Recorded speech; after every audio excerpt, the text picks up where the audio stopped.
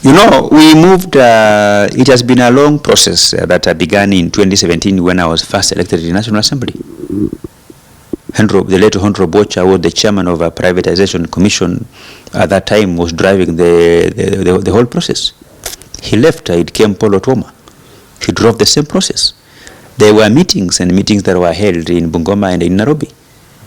The infamous one is the one that was co-chaired by Wycliffe Oparanya and Eugene Wamalwa and Mwangi Kiunjuri as Minister for Agriculture by then. And the resolutions were out. They recommended privatization of Nzoia sugar. We just refined that privatization and say we lease it for 30 years. 30 years is not a very long time. If I will not be there, other Kenyans will be there. This country will exist for the next very many years. We will pass, other generation will come.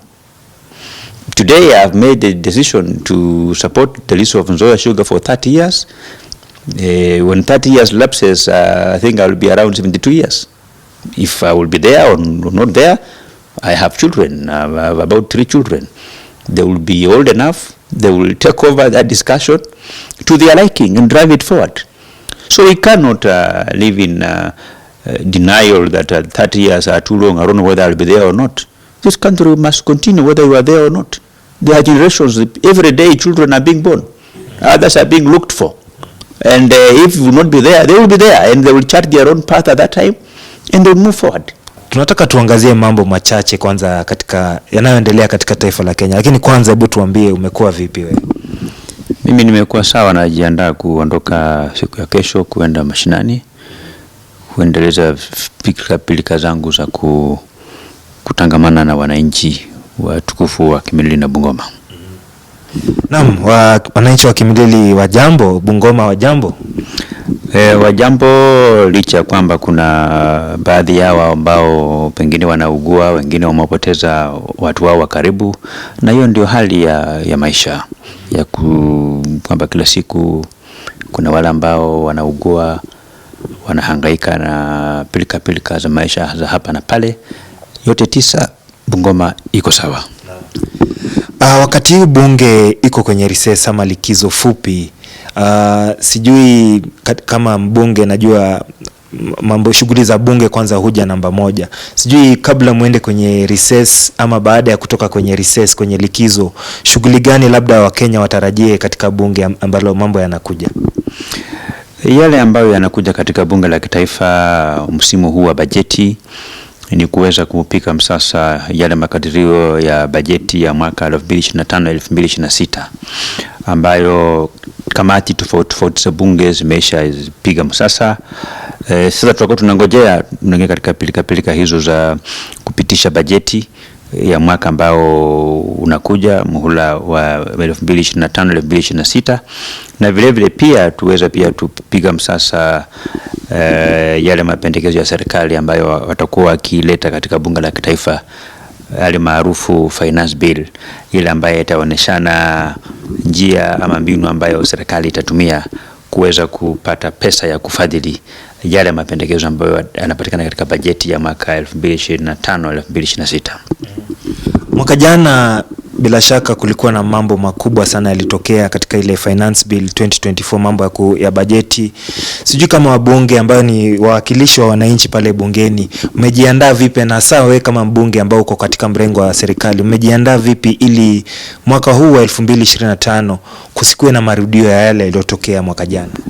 Kama bunge la kitaifa, yale mapendekezo ambayo tumeweza kubuni na kuyatia katika mikakati zetu kuhakikisha kwamba hatuwezi tena kamwe kuweza kupitisha finance bill ambayo Wakenya wengi hawataki, ni kuweza kupanua viwanja ya public participation, kwamba mbinu ambayo wananchi watakuwa wanatoa maoni.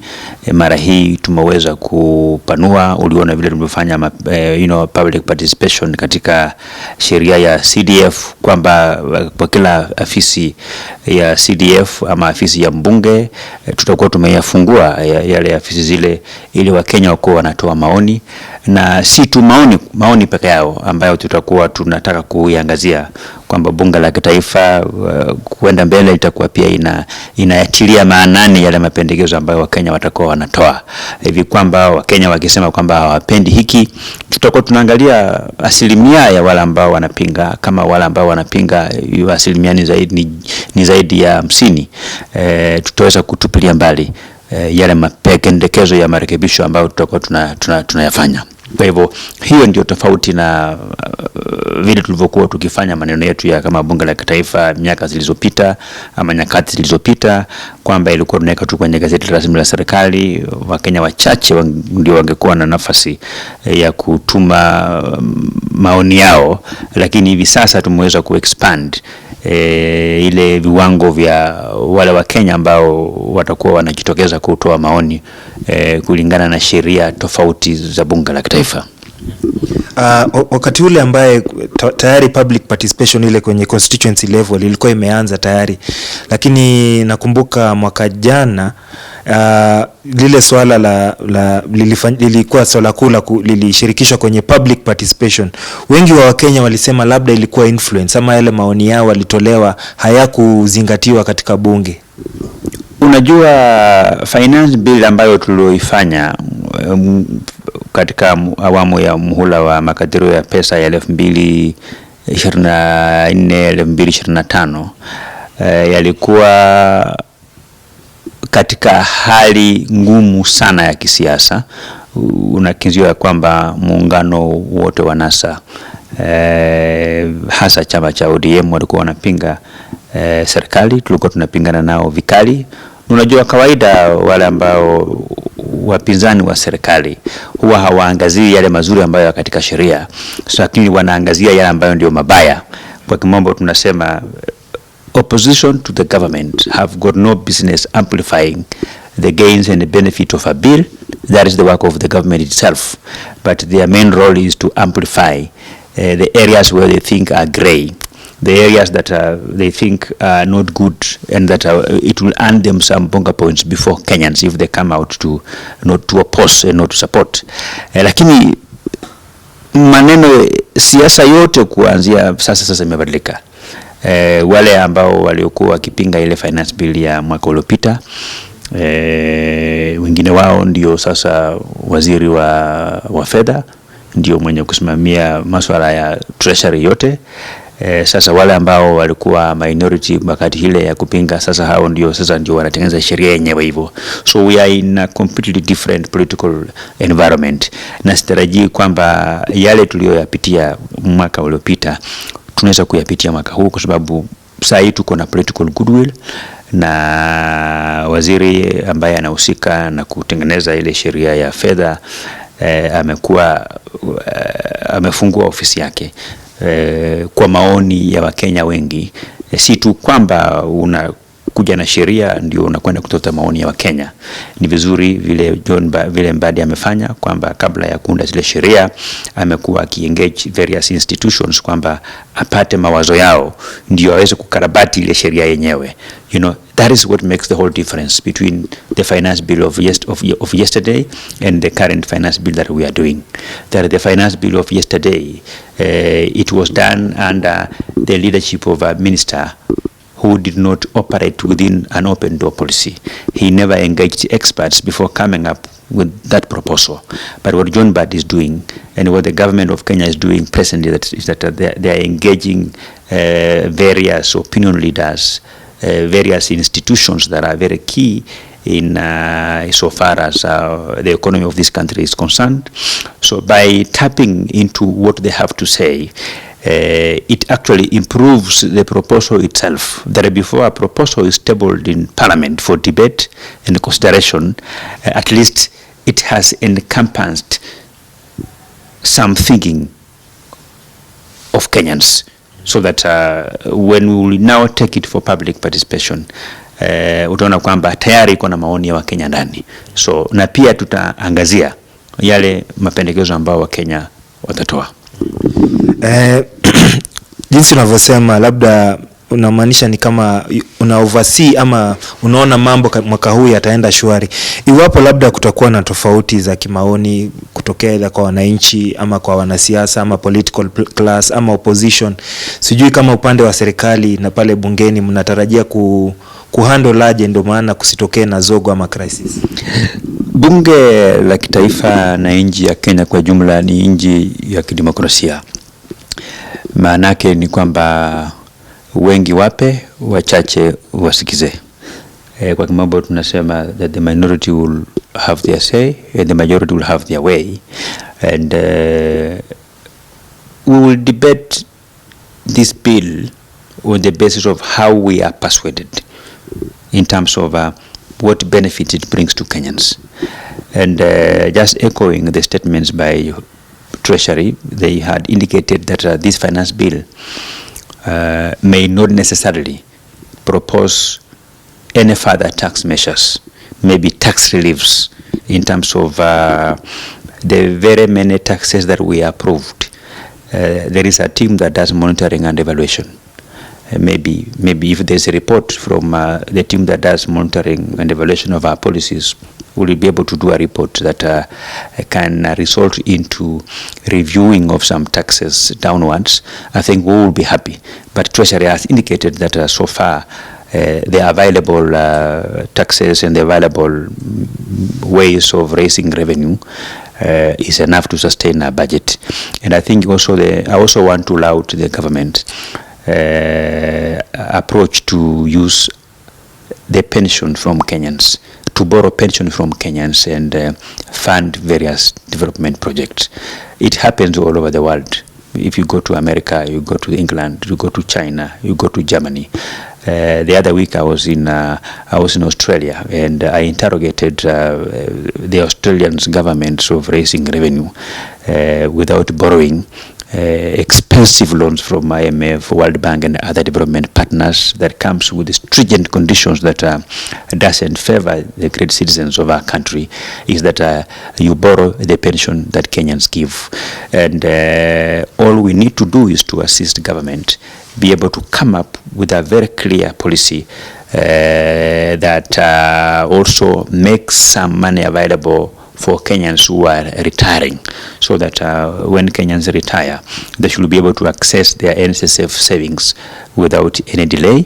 And we just need to put in a system that will ensure that even as the government borrows money from NSSF to do our roads, we are doing it in a manner that we are cognizant of those who will be retiring in the next 6 months, 7 months or 3 months, to ensure that their savings are available, not to jeopardize their ability to access these NSSF savings that they want. Because Rome was not built in a day, but was built by the Romans.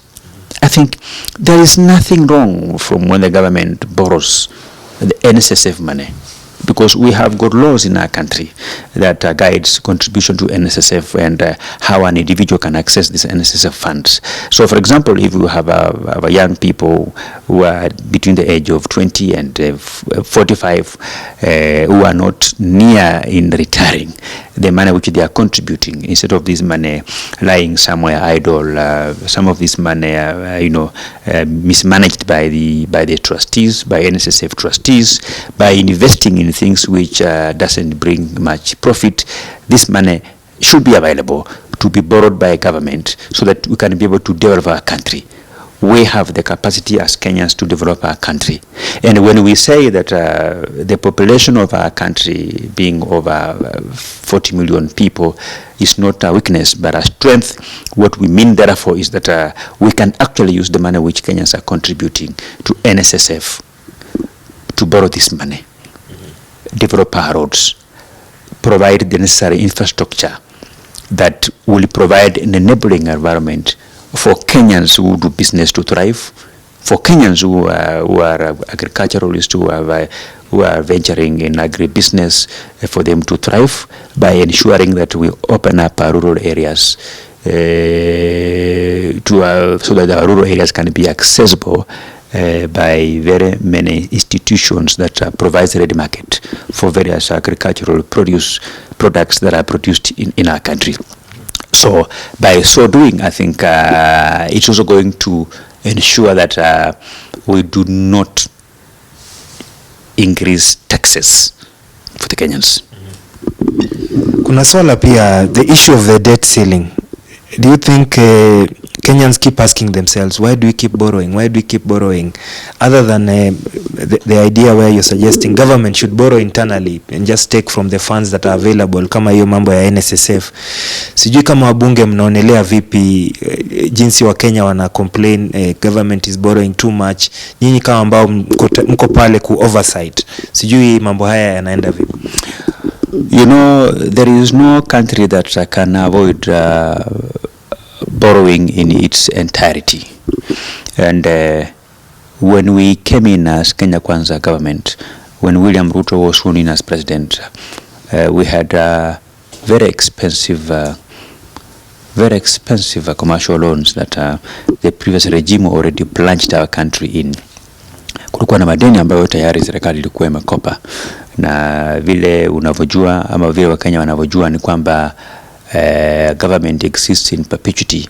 Hata kama ile serikali ndiyo sio hii serikali ambayo iliweza kuchukua ile madeni, serikali ina jukumu ya kuendeleza sera zake za kusonga mbele, na ndio sababu serikali hii kile ambacho imefanya kwamba imeweza kwenda kuboro loans ambazo sio kali.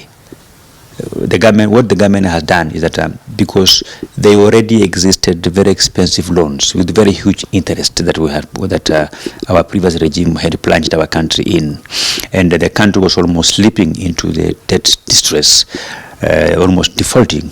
So what our government did is to go and borrow cheap loans, negotiate cheap loans with low interest rates, offset these very expensive ones, so that the country cannot be in the debt distress. That is basically what happens. Kwa lugha ya rahisi ya Kiswahili ni kwamba kwa mfano kama mimi niko na deni yako ya shilingi 10,000 na wewe unanidai kwamba ile shilingi 10,000, tuseme shilingi milioni 10 ambayo nimeboro kutoka kwako, na interest rate yako kwa mfano ni 30% kwa mwaka, na nimefika pahali kama mtu binafsi kwamba siwezi mudu kulipa pesa hizo na ile interest ya 30% kwa mwaka, na pengine nimemtafuta bana mwingine ameniambia kwamba anaweza akanipatia pesa ile shilingi milioni 10 ya kulipa hii deni ambayo mimi wewe unanidai, na ile pesa milioni 10 ambayo atanipatia pengine aniambie nitaweza kulipa kwa interest ya 5%. So hiyo pia itaweza kunipunguzia gharama ya hiyo interest ya 30%. So that is basically what the government of Kenya did, kwamba kulikuwa tayari na deni ambayo interest rate yake, kiwango ya riba ilikuwa juu zaidi. Kwa hivyo serikali ya Kenya ilienda kachukua madeni mengine ikanegotiate riba ya chini, na tukaweza kulipa zile madeni ambazo zilikuwa very expensive, so that the country can now stabilized, so that our economy can now begin to breathe. You know, our economy was struggling with the financial epilepsy. Our country was struggling with financial epilepsy because of the loans that His Excellency Uhuru Kenyatta plunged our country in, and what we did as a government is to go and negotiate equivalent cheaper loans from our development partners, so that we can offset those very expensive loans and stabilize our economy. Now our economy is a bit stable. Even from when I look at the way you've dressed, is not the way you were dressed when I met with you 1 year ago. Today you appear a little bit more smart, and it's also meaning that you are feeling these are the effects of a resurrected economy. Because when the economy is struggling almost at her bottom, many Kenyans will have to bear the brunt of our struggling economy. But at least now our economy has been stabilized. We are no longer in the debt distress, and the country is moving on steady to the pedestal of where we can all say that the Kenya Kwanza government had this in their manifesto, and they have actually fulfilled whatever they said they will do for this country. Na mheshimiwa, kando na mambo ya finance bill na economy ya Kenya, swala ambalo pia linakuja kwenye bunge ni mambo ya vetting ya IEBC commissioners na chair. Jana wiki hii tumeona kwamba kuna watu mashirika na watu binafsi wameweza kujaribu kusimamisha ile process ama ile process ya nyinyi kama wabunge kufanya vetting. Sijui kama unaonaje swala hili na itaweza kujeopardize ama kusimamisha mambo ya uchaguzi kufanyika. Kuna by elections ambazo zinatakana kufanyika, kuna uchaguzi ambao wa mwaka 2027 pia vile vile unafaa uanze kupangiwa mapema. Sijui kama mbunge unaonaje swala hili? Nafikiria, to be very honest and fair, our country has plunged into what we call judicial activism, where judges issue orders that are completely not in line with our efforts to stabilize our country. A country that doesn't have a fully functioning IEBC commissioners can easily plunge into a constitutional crisis. Kenyans from areas that do not have an MCA, a member of parliament, have a constitutional right to be represented. And failure to have a fully functioning IEBC commissioners, I think, creates some kind of violation. It violates the rights of the Kenyans who are coming from those wards that are not represented at the various county assemblies.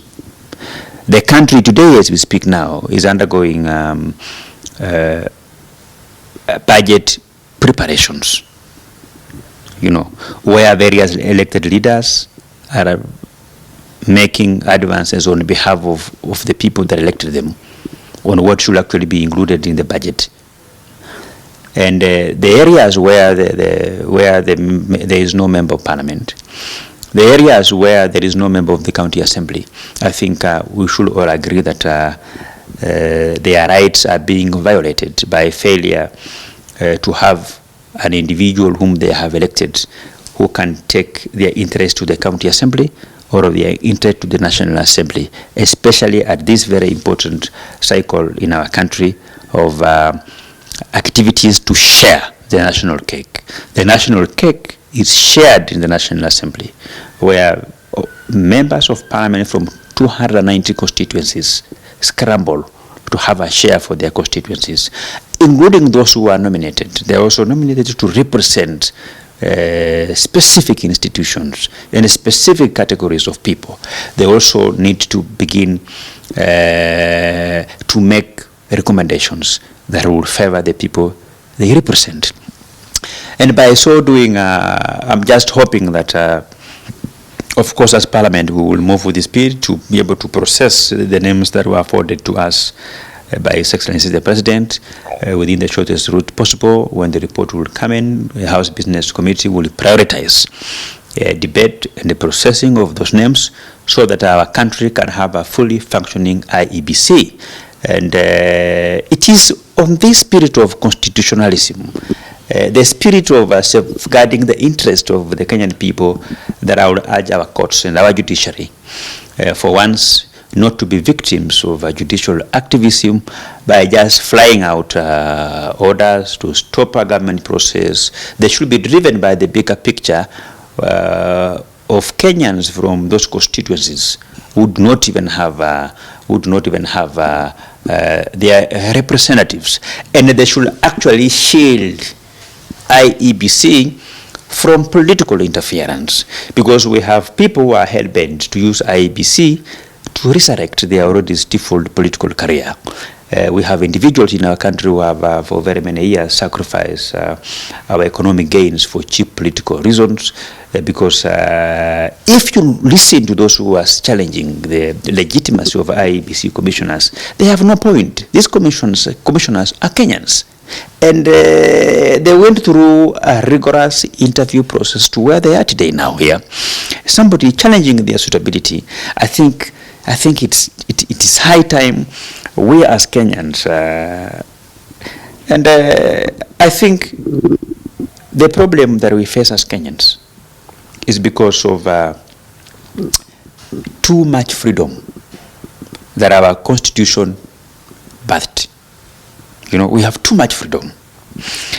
The constitution which we have currently in Kenya was written by activists. You know, activists are people live in some kind of utopia. These are people who always build castles in the air. African countries don't require 100% freedom. You know, where people can say what they want.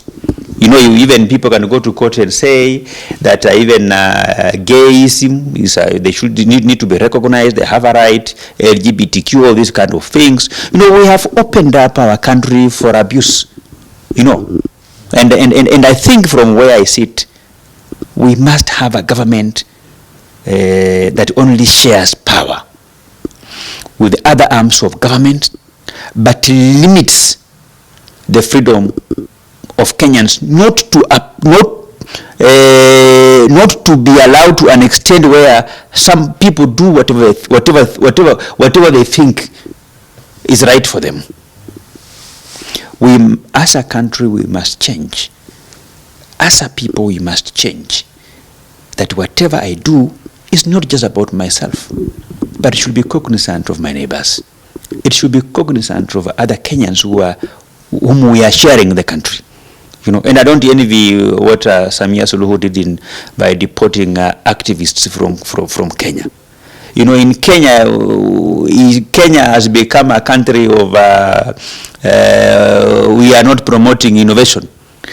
Kenya as a country, we should promote innovation, where our young people are more innovative, they are more in creative industry by trying to drive our innovation system, our innovation culture.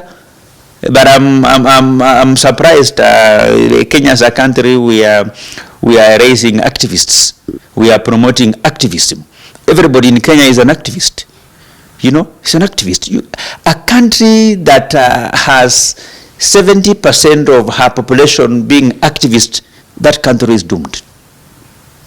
Activism is, if you look at the Kenyan activism, the Kenyan activism is driven by individuals who are disillusioned, individuals maybe who failed in life, individuals maybe who are suffering from culture shock, individuals who, of course, we have a few individuals in Kenya like Boniface Mwangi who have made their millions through activism by soliciting for funds from some donors, you know, where if they receive 10 million, they will spend $1 million, you know, paying some young people to become a bit rowdy somewhere, lock the gate of some government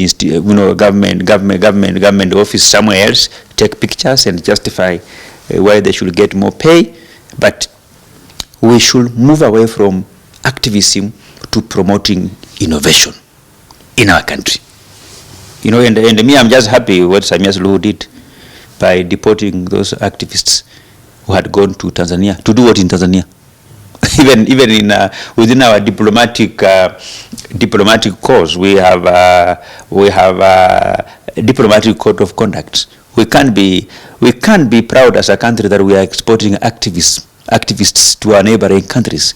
I will be proud Kenyan as a country if we are exporting agricultural products, if we are exporting our human resources, but I can never be proud as a Kenyan that Kenya as a country, we have evolved to the level where we are beginning to export activists to various countries. We can't do those kind of things.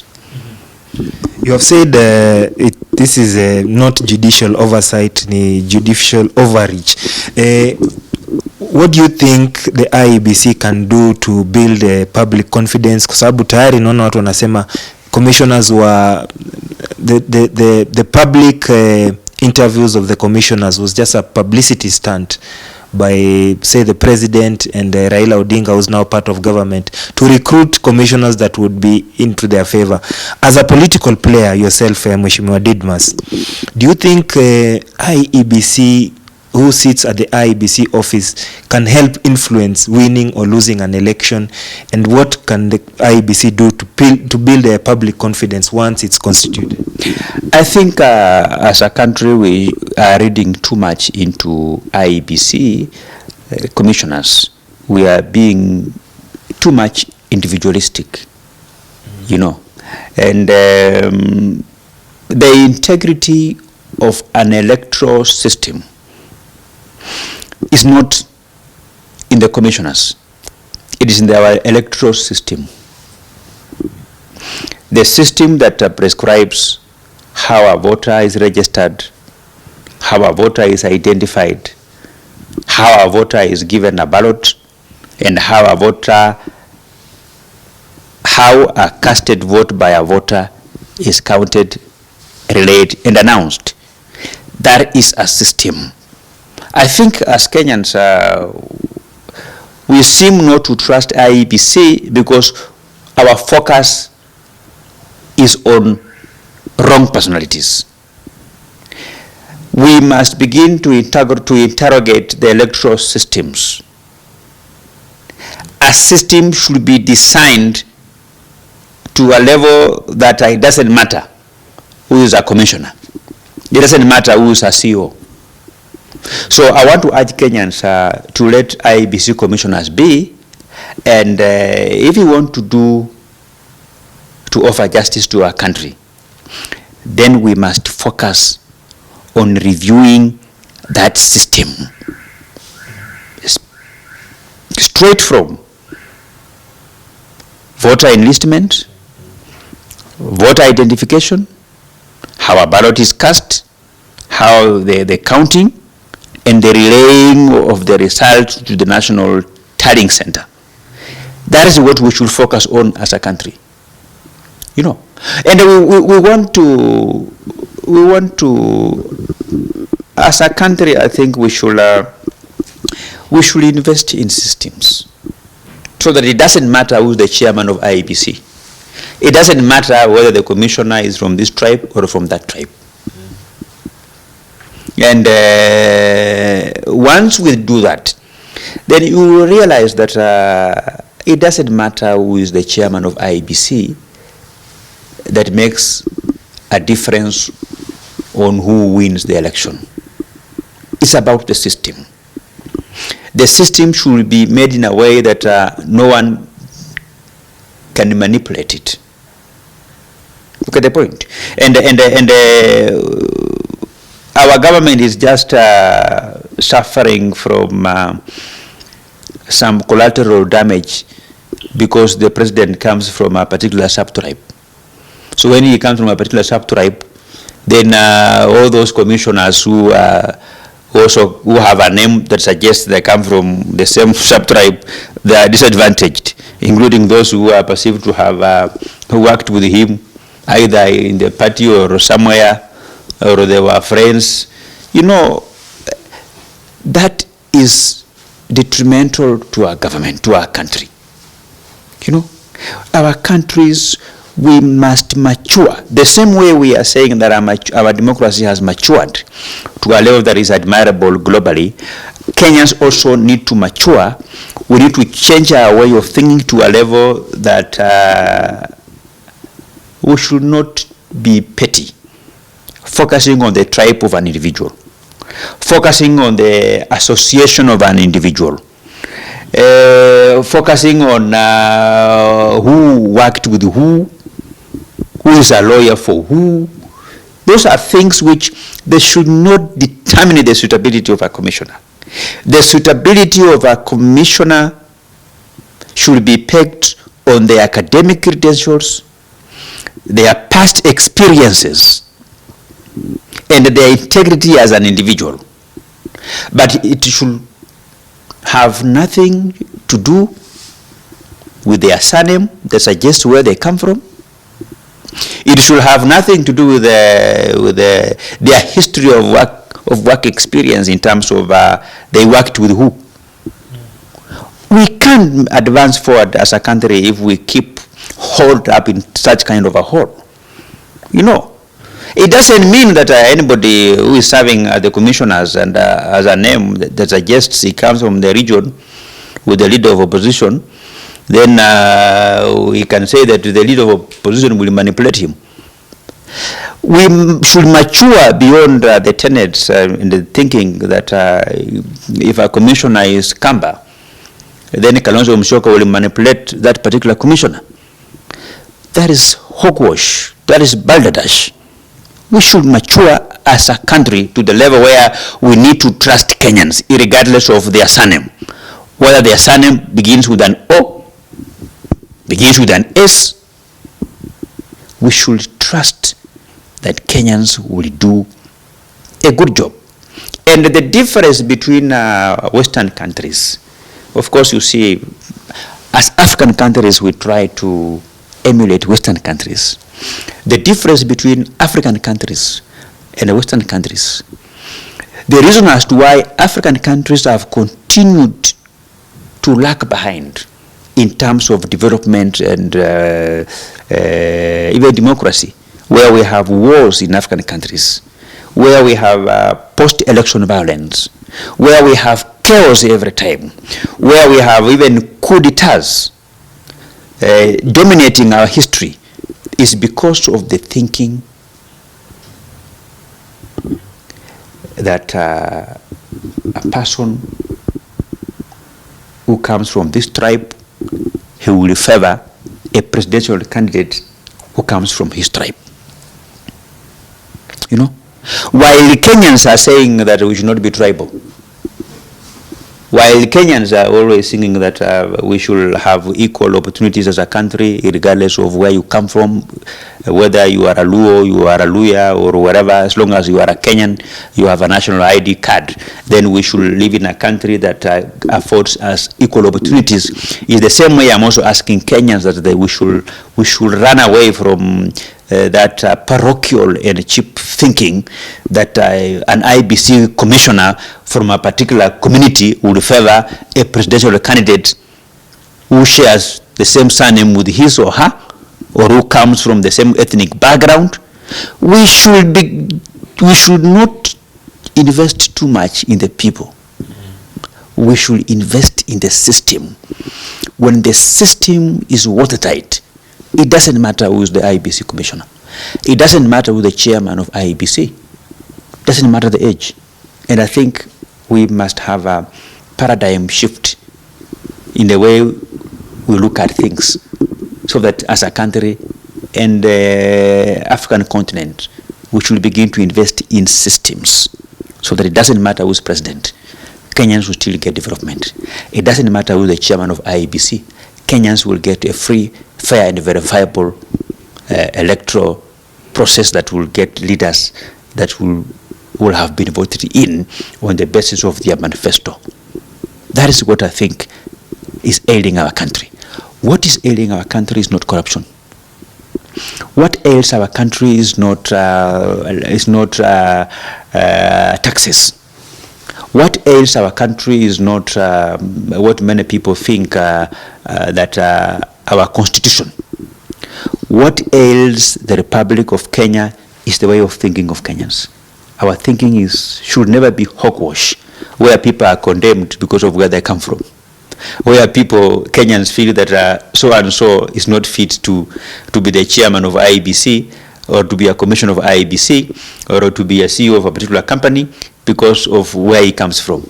Today in Kenya, if the president is from your tribe, even those people who get jobs due to merit, people will quick to say that because the head of state comes from their tribe, so they were assisted.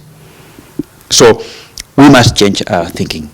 Once we change our thinking as Kenyans, then we will have the Kenya that we will all be proud of. We will have the Kenya that will provide an equal opportunity for everybody. And we will have the Kenya we want. The Kenya we want will never come if we don't change our way of thinking. Lastly, on the Kalonzo Musyoka had said some of the processes that the NADCO report had recommended were violated. Na sasa yeye amesema he wants to be consulted before, he wanted actually to be consulted before the IEBC commissioners were named or their names were forwarded to parliament. I think Kalonzo Musyoka, insofar as IEBC is concerned, the problem is Kalonzo Musyoka. Kalonzo Musyoka participated in NADCO, and the report came out. We agreed as leaders to reconstitute the IEBC selection panel so that we can incorporate the recommendations of NADCO insofar as the route to get these members of the selection panel is concerned. Political parties forwarded the names of their representative. By then, Wiper party leader was in Azimio. So Azimio forwarded a name. Then later on, when Wiper fell out with ODM, and there were complaints about whether Azimio still existed or not, Wiper went to court to challenge the composition of the selection panel. Actually, he managed to obtain an order to stop the selection panel because his argument was that the person apparently, in quotes, who represents Eastern or who represents the Wiper stronghold was not forwarded by Wiper. The leaders listened to him and they gave him an opportunity to forward the name of his long-term ally, Dr. Kokimuli. So he was satisfied, and the selection panel was constituted. It moves forward to the level where an advertisement was made. People send in their application letters to be chair of IBC and members of the IBC commission. The interviews were done on TV. People appeared before the interview. Nobody raised an issue until when, of course, when the names now are forwarded to the president, so that the president can pick and forward them to the National Assembly for vetting and approval. Kalonzo Musyoka reserves and says, I should be consulted. Kalonzo Musyoka is just exposing the problem that very many Kenyans have. That you think that the person who will win the presidency will be aided by the chairman of IEBC. And that because of where one comes from, you know, you can't really have faith. That the ability for you to have faith in IEBC is not pegged on the qualifications of the chairman, but is based on the commonalities in terms of where this person comes from. Does he come from the same region with the incumbent president? So if they come from the same region, then you begin to think that the incumbent, who is actually the sitting president, may have had a chance in manipulating. The only chance that the president have in choosing who should be the chairman of IEBC is from the names forwarded to him by an independent selection panel. That is the only area, we gave the head of state the constitutional powers and mandate to choose a name from the names forwarded to him by an independent IEBC selection panel. I am 100% sure if following the same process and the IEBC chairperson that the head of state could have picked, if that person was Kamba, Kalonzo Musyoka would have had no problem. Because of the mentality of tribalism in his head. Because of the mentality of thinking that I can only trust a person if that person is a member of my community. If that person comes from a member of my community. I am 100% sure because the chair of IEBC that has been proposed by President to us members of Parliament to approve comes from the same region with the President. So Kalonzo Musyoka is thinking that he will aid William Ruto in winning his re-election. I am also sure if that person was a Luo, Kalonzo Musyoka could imagine that Luo will kind of support Raila Odinga to be president. I believe that the only problem that Kalonzo is having with the proposed IEBC chair and commissioners is because they are not campus. That is the problem of Kalonzo Musyoka. It is unfortunate that in our country we do not have a gadget that you can put on your hat so that you can be able to come up with a true recommendation of what is making this person behave this way. Because what makes Kalonzo behave the way he is behaving by opposing the whole process, it is not based on meritocracy or on anything else. If it's about merit, these people are overqualified. But the reason why Kalonzo Musyoka is opposing these people is because they are not campus. I ask the party leader of Wiper, our former vice president, please stop being tribal.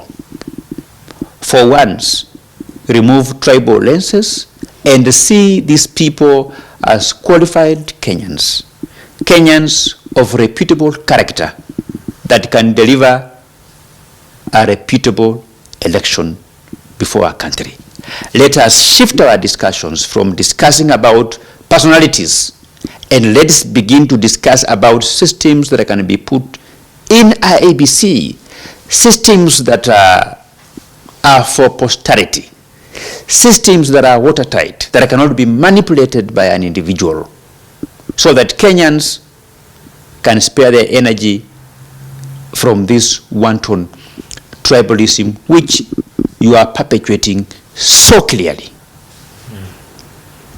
Because when you are given an opportunity as the Wiper party leader to nominate a member to the IEBC panel, you never nominated Raluya, you never nominated Raluo, you fronted a name of your fellow Kamba because you seem not to believe that anybody can be trusted apart from a member of your tribe.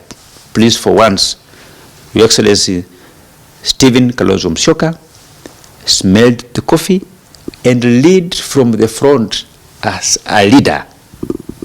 The same way we are advocating for a seamless Africa, for a borderless Africa, for a borderless East Africa, we should have a borderless Kenya, where the tribal barriers should not dominate our minds when faced with a decision to choose on who is qualified to be the chair of IEBC or not.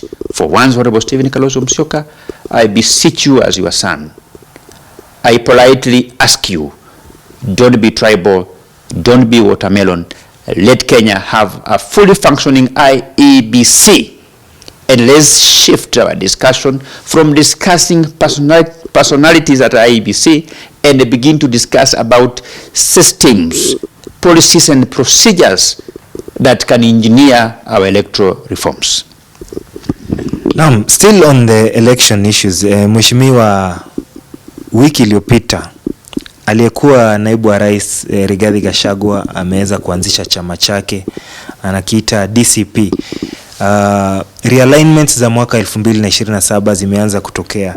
We kama mbunge wa ruling party, sijui ruling coalition, sijui mnaona vipi ile formation ya hiyo chama? Do you think it is going to eat up into President William Ruto's support base na kuaffect maybe re-election yake 2027? Mimi naona tuko na vyama vingi vya kisiasa hapa Kenya, na chama ambacho kiliundwa na naibu rais hivi majuzi, mimi sina shida na hicho chama.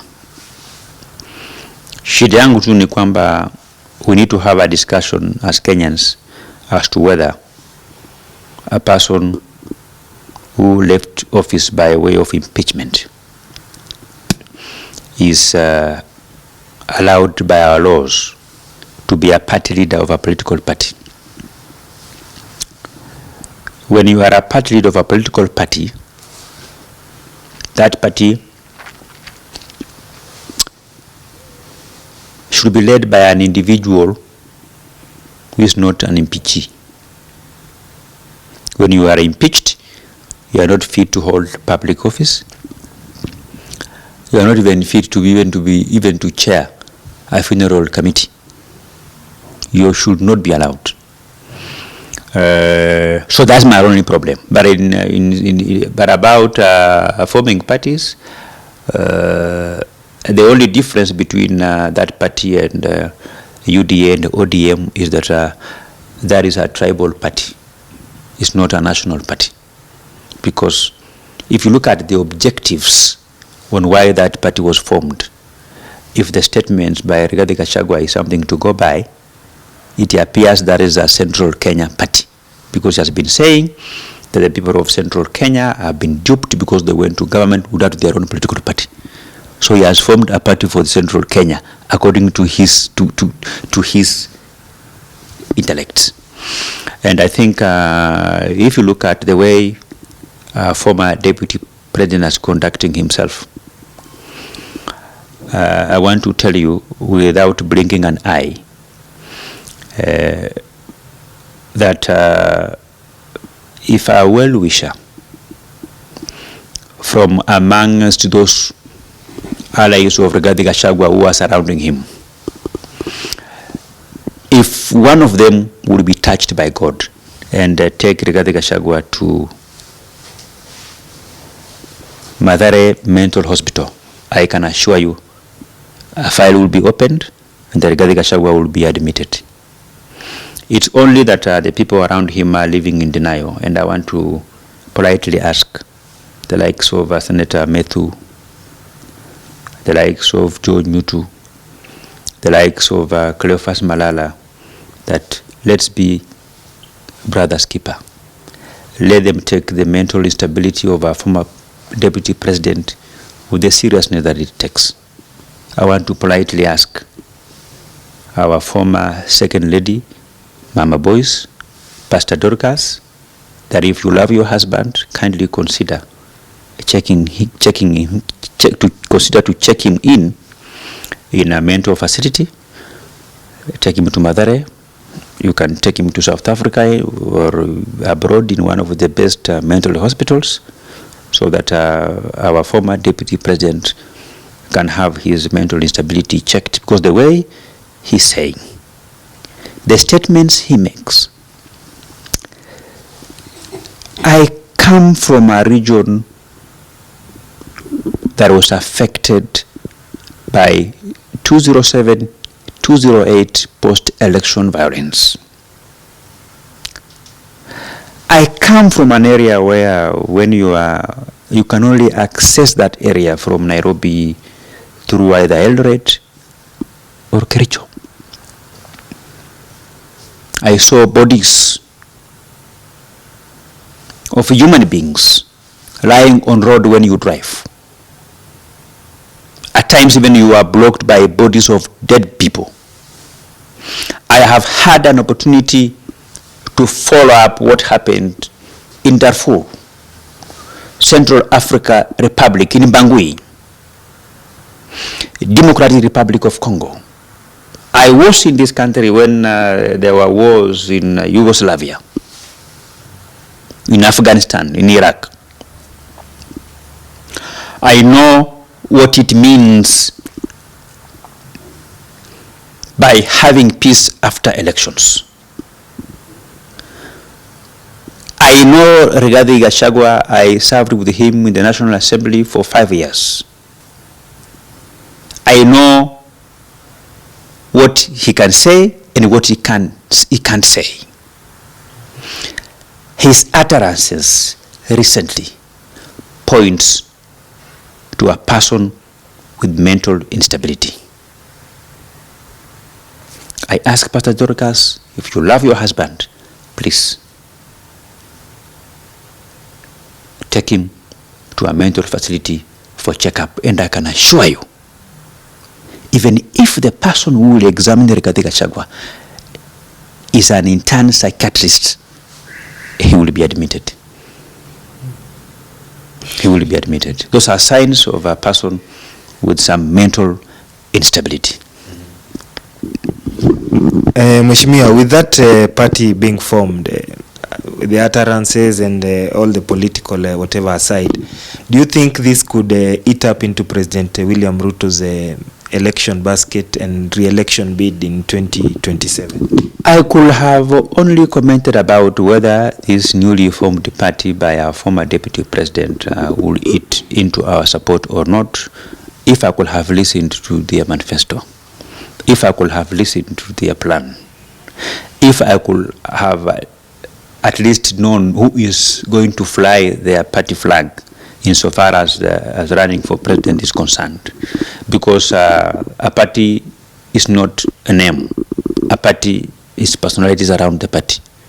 A party is individuals. Tomorrow, if Raila Odinga leaves ODM, ODM will die, will become a shell. So ODM is not ODM, ODM is Raila Amolo Odinga. UDA is not UDA, UDA is William Samoei Ruto and the personalities around it. So looking at the personalities around this newly formed party by a former deputy president, I've seen the personalities around there.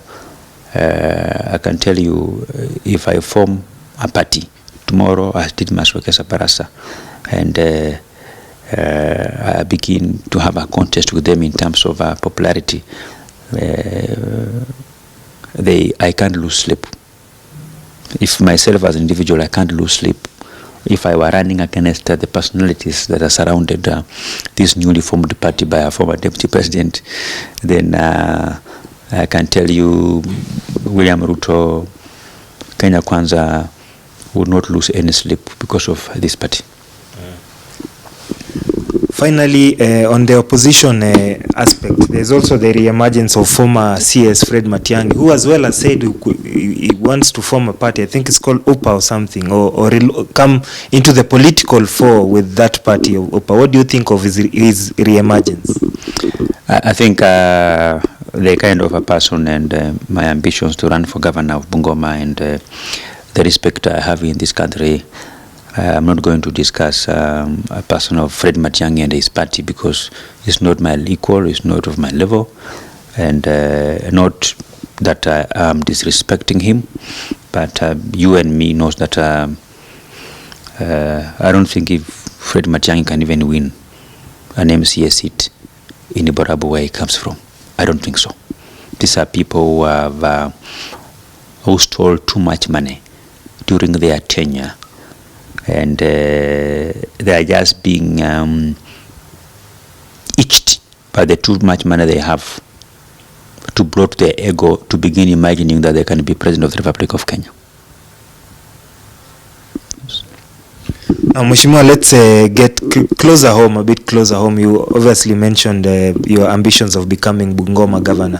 Let's start with an issue that has been quite in the forefront this week, the issue of Nzoia sugar and the lease on Nzoia sugar. I have followed some of your activities and I saw you went into an engagement with members of the public to try and enlighten them. Sijui mambo haya yamefika vipi? Kuna wabunge pia wamejitokeza wengi kutoka region ya Western Kenya, Bungoma County. Wamejitokeza kusema the lease is the government is hiding something behind the lease. It is not a lease to help the sugarcane farmer, to help the farmer around Nzoia and the entire Bungoma County to sell their produce, but actually it is an aspect either to take the land that belongs to Nzoia sugar or just to take the assets that belong to Nzoia sugar. I don't know what you know, a decision must come from an objective. And an objective must be designed to solve a particular public problem. So ask yourself, the objective to revive Nzoia, the objective and the decision to lease Nzoia was to solve which public problem? What was it to benefit? Let me paraphrase my statement. For me to comment about whether I support leasing or not must be determined by the very objective that made the government took that direction. And the objective was only one, or rather two. Number one, to ensure that cane farmers around Nzoia who take their cane to Nzoia sugar, they are paid within reasonable time, even 7 days. Number two was that the factory must be able to pay the workers that they have contracted, both contracted workers and the casual workers and suppliers. Only two objectives. The objective of raising money for the government was never there. There are only two problems that existed with the status quo. Number one, failure to pay farmers on time. Number two, failure to pay workers and the suppliers. There was no problem that the exchequer was struggling, that our economy was struggling, and we have to sell Nzoia to pump money into our economy. So those being the way they are, it only leaves you with the very one simple question to ask yourself. If the main objective was to build capacity of Nzoia sugar to pay farmers on time, pay workers and their suppliers, then the discussion about the cost of leasing land doesn't exist.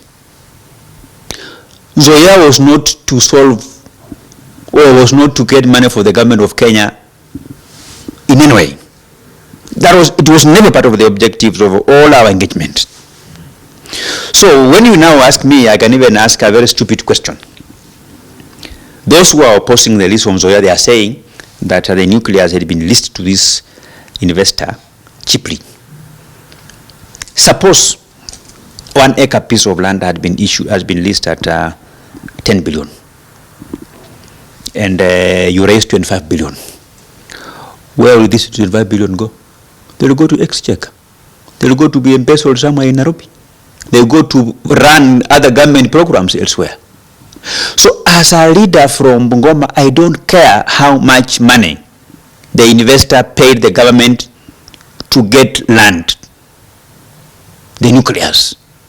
All I care is the efforts by the investor to resurrect the factory, to buy new machines for the factory, begin to crush cane, pay farmers on time, and pay employees and suppliers for the services rendered to the factory. The other things about the cost of land is neither here nor there. Those who mislead the public to say that that land belongs to the people of Bungoma are all wrong. That is government land. The people of Bungoma who are living there were willfully resettled elsewhere. They were compensated. You know, they were compensated. And that factory is not going to move anywhere. So may I support the leasing to that investor, because there is a thin line between a private investor and government when you look at it from a farmer point of view. Yeah? That all the farmers will care is to sell their cane and be paid on time. It doesn't matter whether the person buying their cane is a Kalasinga or is a Mzungu, whether he is short or tall. What matters is that once you supply your cane, you should be paid within a reasonable time, 7 days or 14 days.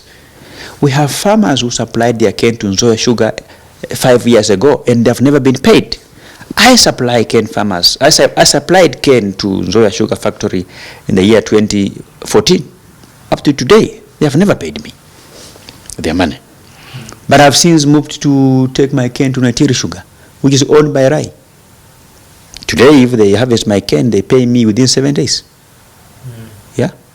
And even those leaders who are opposing the lease of Nzoia Sugar, those who are engaging in cane farming, actually they are taking their cane to either to Busia Sugar, which is a private, West Kenya Sugar, which is owned by Rai, Kabras, which is also not owned by government, or Naitiri Sugar that is owned and run by Rai himself. You know? People have been asking the question, why, there was a question about the process, the leasing process, and also, as you have mentioned, why Rai? That is the question they're asking. You know, we moved, it has been a long process that began in 2017 when I was first elected to the National Assembly. The late Honorable Bocha was the chairman of a privatization commission at that time, was driving the whole process. He left, it came Paul Otoma. He drove the same process. There were meetings that were held in Bungoma and in Nairobi. The infamous one is the one that was co-chaired by Wycliffe Oparanya and Eugene Wamalwa and Mwangi Kiunjuri as Minister for Agriculture by then. And the resolutions were out. They recommended privatization of Nzoia Sugar. We just refine that privatization and say we lease it for 30 years. 30 years is not a very long time. If I will not be there, other Kenyans will be there. This country will exist for the next very many years. We will pass, other generation will come. Today I have made the decision to support the lease of Nzoia Sugar for 30 years. When 30 years lapses, I think I will be around 72 years. If I will be there or not there, I have children. I have about 3 children. They will be old enough. They will take over that discussion to their liking and drive it forward. So we cannot live in denial that 30 years are too long. I don't know whether I'll be there or not. This country must continue whether you are there or not. There are generations, every day children are being born. Others are being looked for. And if you will not be there, they will be there and they will chart their own path at that time and they will move forward. You know, I was not part of the process that evaluated bidders. But I know for a fact that we have created systems that guides government on evaluating and selecting bidders, successful bidders.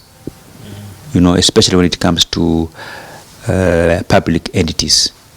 And that question should be asked to PPRA, Public Procurement Oversight something, regulatory authority or something. But insofar as I'm concerned, I know that the whole process was driven by sober Kenyans who are not being driven by any other interest apart from farmers being paid on time and workers and suppliers as well. And of course, the fact that Nzoia factory being in an area that has quite very many farmers, the issue of having a miller with a capacity and a proven record, I think that may have favored Rai because he has got 2 factories in the region. He has West Kenya and he has Naitiri Sugar. And to make the matter worse, there are only leaders from Nzoia who are making noise, and a few from Bungoma, as if Nzoia Sugar is the only factory in the country that has been leased. We have all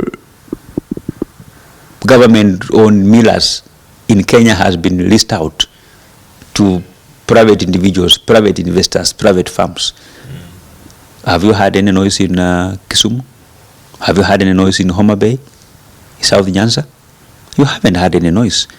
You know, only Anyang' Nyong'o said something and it was misquoted by the media houses, which Anyang' Nyong'o, being a professor, he retracted and he issued a proper communication. So they are all aligned. They are all in support of those millers. There is nobody who knows how to do demonstrations and throw stones better than people from Nyanza. But they haven't, because they are alive to the fact that the people from Nyanza who grow cane as a cash crop have a right to be paid their money for cane supply to those factories within a reasonable time of not more than 7 days. Yes. Okay, Mheshimiwa, as a very senior leader in the Bungoma County, and you're God willing, maybe you could be the next governor of Bungoma. What is your final advice to the people of Bungoma to trust this process, or to answer the questions they've been asking themselves? Should the lease go ahead? Wale wanasiasa wanaendelea kuongea, what should happen? The lease was finalized. The miller was handed over to Rai. The factory, as we speak today, for the next 30 years, it belongs to Rai. I have been told that they have already disbursed 150 million to pay the arrears of the workers, including the pension that was deducted by the factory, but was never remitted to the pension schemes. I am aware that Rai is doing an assessment with the factory to identify obsolete parts that will be replaced, and to identify the processes that will have a brand new machine, so that the efficiency of the factory can return back to at least 85%, 85-90%. I am also aware that all the employees of Nzoia Sugar will be given 12 months to work without being disturbed. Then after 12 months, those who are willing for early retirement, they will be granted that opportunity in accordance with the laws of our country. Those that Rai will feel he doesn't require them, he doesn't require their skills, because he wants to automate the most parts of the factory by employing computer-aided technologies, programmable logic controllers. You don't have physical human beings testing the quality of sugar by putting it on their tank, or using their eyes to look at the color of their sugar. That will be, the computers can be able to give you that. So if you will require that, at that time it doesn't require some specific employees, those employees would be required to leave the factory in accordance with the laws of our country. 12 months. Those who feel that they don't want to work for Rai, and once you are on a salary, and you can also apply for another job and move to another employer, they will be free to do so.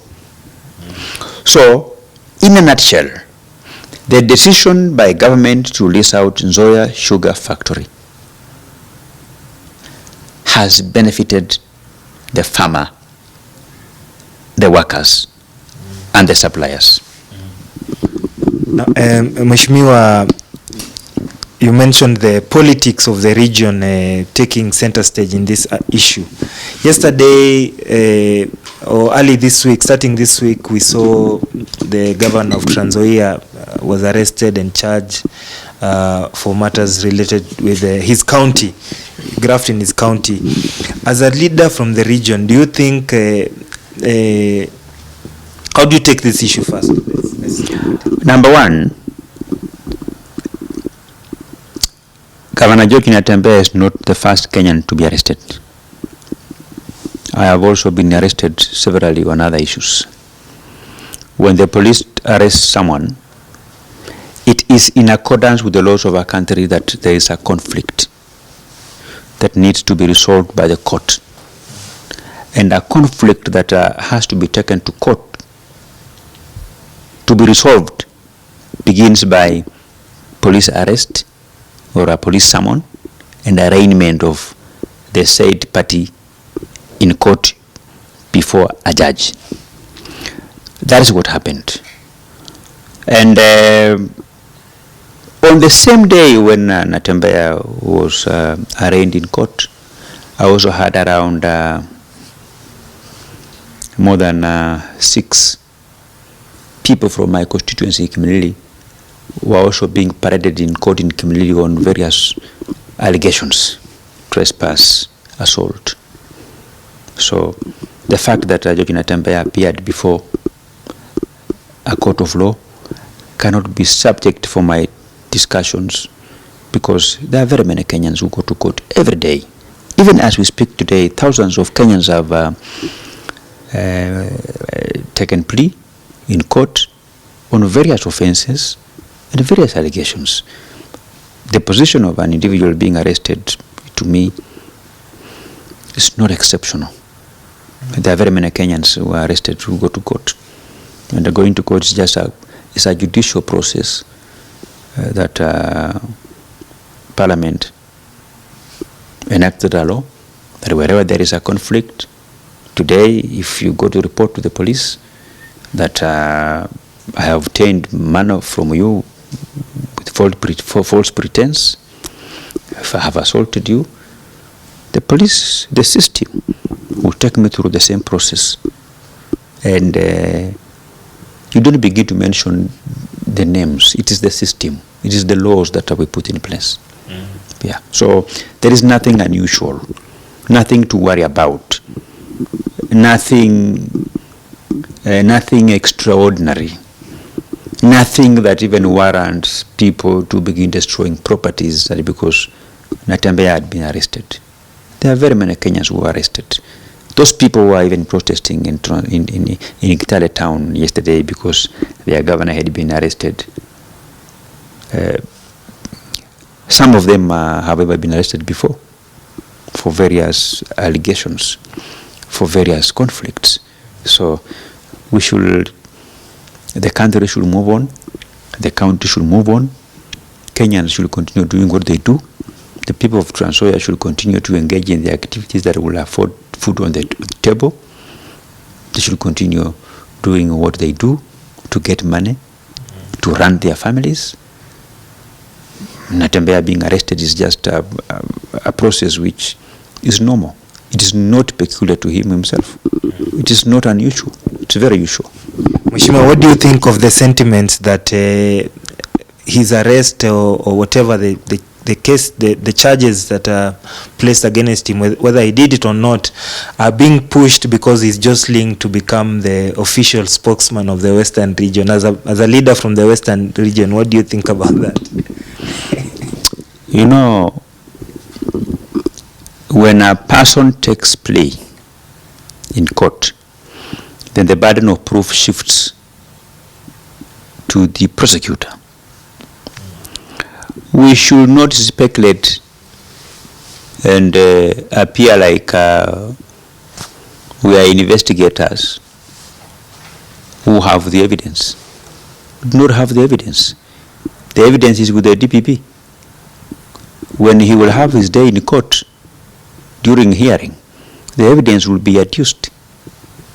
His lawyers will interrogate and poke holes in the evidence presented before. You know, I was also accused of shooting an individual at the eve of 2022 elections. I cooperated with the police. The evidence was produced in court. I was acquitted on no case to answer. So people should not worry. If there is a conflict, the only institution that is mandated to resolve that conflict is a court of law. So the evidence will be, we should not be in a hurry to begin interrogating the evidence that whether there is enough evidence or not. We should wait when Mutembei will have his day in court. Then we will be able to follow the proceedings and see what the EACC will produce to support the allegations. But what I know is that you cannot fabricate charges against a sitting governor. You cannot. We will wait to see. Okay, Mheshimiwa, just a final one on that. We have seen him making forays into, for example, Bungoma County. You're aspiring to become Bungoma governor. As a leader from maybe the neighboring Nzoia, what do you think about that? That is his own ambitions. He never consulted me when he decided to run for governor of Nzoia. Either I never consulted him on my next political moves, and he's free to develop ambitions. Good for us. And at the end of the day, it is what we put in that will get us to where we want us to be. And when a man advances to their goals, to their destiny, they are free to do so. So the forays, you say he moves around, blah, blah, blah, blah. It's none of my business. That is his own political ambitions. It's just a matter of wait and see. Because I am running to be governor of Bungoma. So that after I've been given that position by the people of Bungoma, it is what I will do with that position that will determine whether I progress forward or not. So when time comes to interrogate Mutembei as to whether he's a good leader or not, we will make that decision not on the basis of what came out of his mouth, but it will be on the basis of the tangible development that he initiated and completed that are beneficial to the people of Nzoia on the ground. That is what will make us make that decision as to whether he's a good leader that we can follow him or not. If he will be a good leader we follow him, we will follow him. Because we live in a country that interdepend on each other. And being a person from my region, and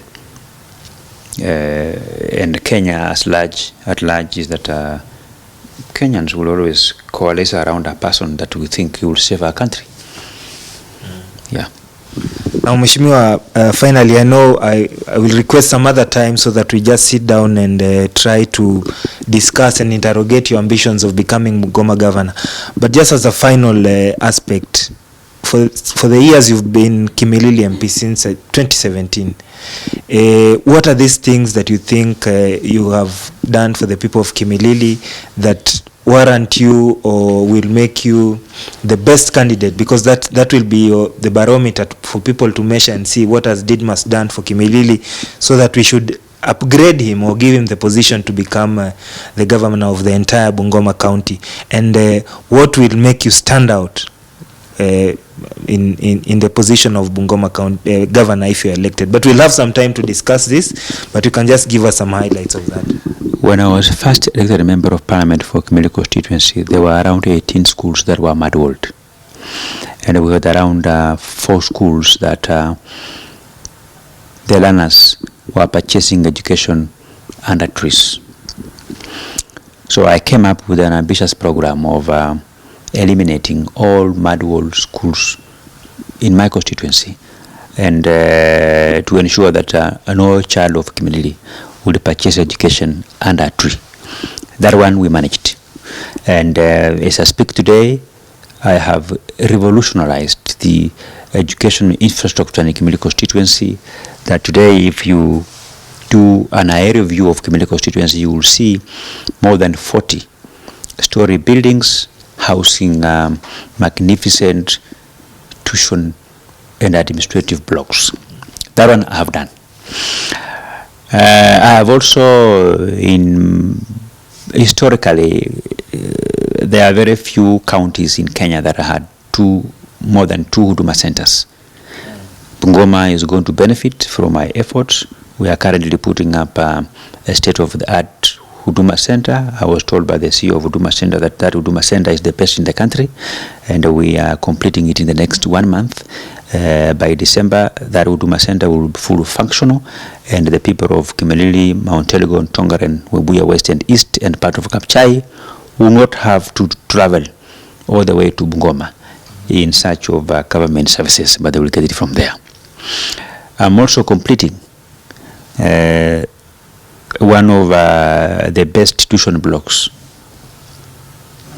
in primary school in our country, called Kumekucha AC Primary School, where we are putting up a 17 tuition block, a multi-story, a single-story building that will provide home for 18 classrooms and all administrative offices, staff room, the office of the headmaster, the deputy, and the heads of departments. In the same school, we are also renovating the old 21 classrooms, put tiles and cabro so that it can be a real center of excellence. I have put in place modalities to ensure that by December this year, we will have refaced 20 schools that were built in 1960s, in 1980s, to new modern classrooms with all tiles, cabro from the gate, and the proper landscaping. In Kimilili constituency, for example, if we have a school whose buildings were condemned, built in 1950s, 1940s, like we have a case of a school called Nakalera Primary School. That school was built in late 40s. The same structures still existed. So I have a choice of renovating them, but I felt like they are dilapidated beyond salvage. So we actually moved the school to a new site and put up similar number of classrooms, 18, and a story building that will house administrative offices. That is how serious we are in Kimilili constituency. I have a foundation that we have invested heavily in healthcare, even though healthcare is a devolved function. We build wards, TB centers, comprehensive care centers, and child maternal health care centers across various clinics within our constituency. We have sorted out our road network. All a majority of our roads are passable, and I have also kind of developed a development blueprint that members of parliament who will come after me will just plug in and play. It's only in the Kimilili constituency where you, as a member of parliament, I have an ambulance that offers ambulatory services free of charge for our people. Yeah, evacuating them from their home to the hospital for medical attention, evacuating them from one hospital to the other for proper medical attention. And it's only in the Kimilili constituency that we agreed to say that everybody deserves to live in a modern house that doesn't leak. And we came up with an ambitious process of eliminating crash thatched houses and putting up mabati houses that are a bit modern and are not prone to leaking roofs that children have, that people have to stand and find a corner when it's raining at night, because you can't sleep with a leaking roof, that you have to hide somewhere in a corner until when the rain subsides before you begin to sleep. Some are even taking their children, especially those children who are young, to their neighbors when it was raining.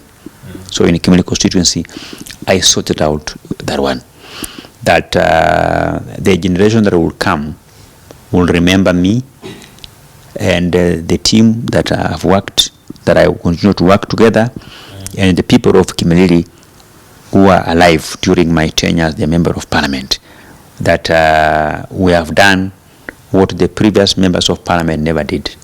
And we have left people with a phrase that says, if our founding members of parliament did half of what I've done during my tenure as a member of parliament, then Kimilili could have realized drastic changes in the infrastructure and performance of our students in the school.